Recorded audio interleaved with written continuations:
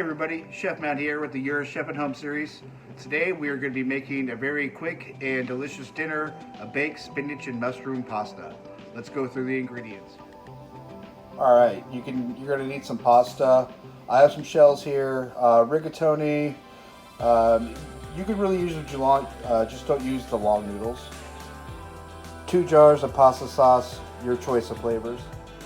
Frozen chopped spinach, ricotta cheese, some mushrooms. You're going to need 2 types of cheese. You're going to need some mozzarella for the topping of the pasta. And then I have 2 types here. I have some Parmesan Romano blend or just some Italian style blend.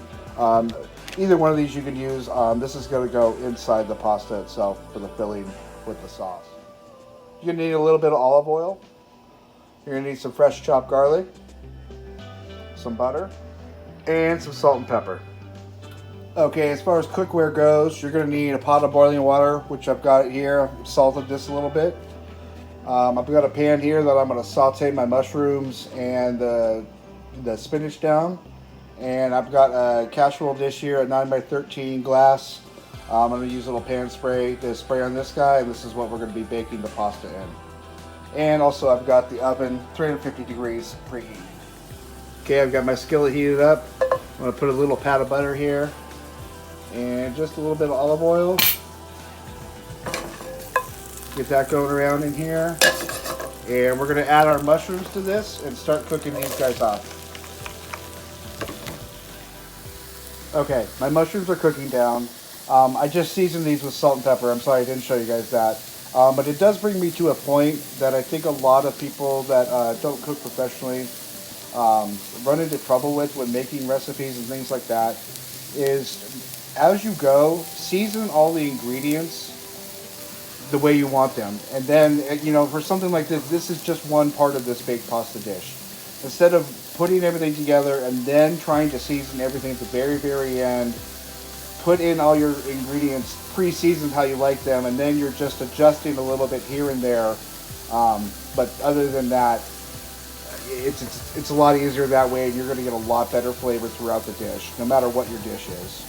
Also, I've got my water boiling here, so I'm going to start my pasta here in a second, and we'll check back when the pasta's done and when our mushrooms are just about finished. Okay, my pasta's going and my mushrooms are still cooking. I put my bag of spinach in a strainer here, and you want to take it and you want to get a lot of this water out. There's a ton of water in this spinach. I ran it under cold water just to defrost it. So just make sure, rinse it off, try and get it defrosted, and then squeeze all the water out. It's okay if you have little clumps of spinach in the bottom of your strainer when you're done, but if you don't want to add all that water to your pan. Okay, our mushrooms are almost done. Now we're going to add in our garlic and cook this down for another minute, and then we'll add our spinach to this. Okay, I've got my spinach added to the skillet. Make sure you add a little more salt and pepper. We're going to cook this down just for a few, just to get rid of any excess water that was remaining in the spinach. And we're ready to start assembling this. My pasta is just about done. You don't want to cook it all the way through because it is going to soak up some liquid from the pasta and cook a little more in the oven. So this one, you definitely want it probably under al dente for sure.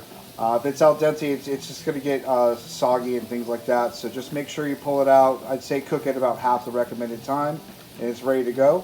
But we'll get all this ready and start assembling here in a second. All right, so I actually switched up the pan. I'm sorry, it's not the 9x13, it's a 999 pan. So we're gonna give a little pan spray to this guy. And first, we're going to get a little bit of sauce in the bottom of the pan here.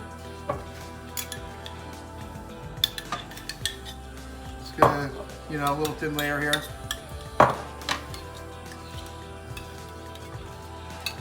Get that guy all on the bottom. Now let's do a little bit of our pasta. Do you want to do about half of what you cooked?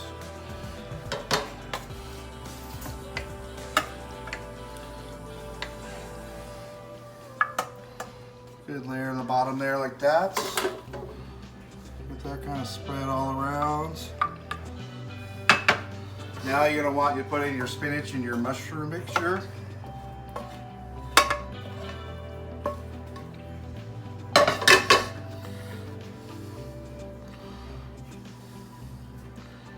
That guy all spread around all nice and evenly like that.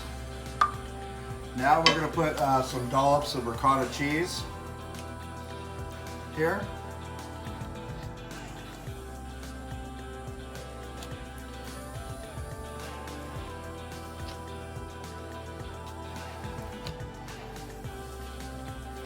And perfect. Now, okay, I smeared our ricotta around. I'm going to put just a little bit of the mozzarella on here, just on this inside layer. You don't want too much on this one. And then I'm going to take some of our Parmesan Romano blend here and add this. This is giving it good flavor, also a little saltiness too, so it's nice. Get that spread around, and now let's add the rest of our pasta.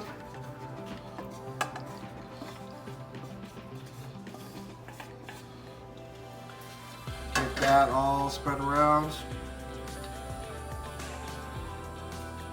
And now we're going to put in the rest of our sauce here. You may not need the second jar. It's just sort of up to your taste. Sometimes you'll probably need about a jar and a half. You do want to get some of this soaked down in there.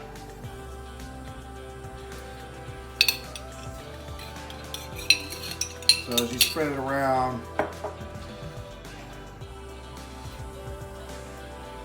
that is going to soak in, but I'm going to do a little bit more because this is going to soak down in as we go.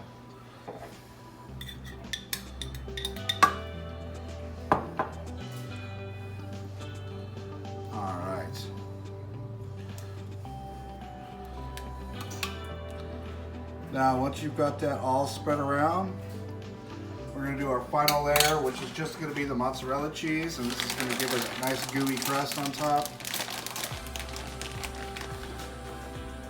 You know, just like you're making a pizza.